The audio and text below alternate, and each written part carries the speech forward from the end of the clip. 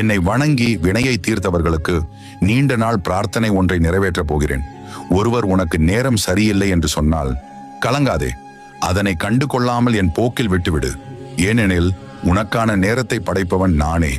அதை உனக்கு நல்லதாகவும் வெற்றி உள்ளதாகவும் மாற்றி உன் எதிர்கால வாழ்க்கையில் என் ஆசியுடன் உனக்கு எல்லா வளங்களும் கிட்டும்படி நான் செய்வேன்.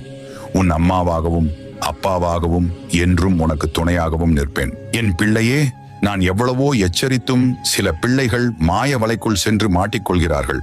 அதாவது இல்லாத ஒன்றை அது இருப்பதாக நம்பி ஏமாறுவது, அதன் பின்பு என்னிடம் வந்து மனமுடைந்து அழுவது என்று இருக்கிறார்கள்.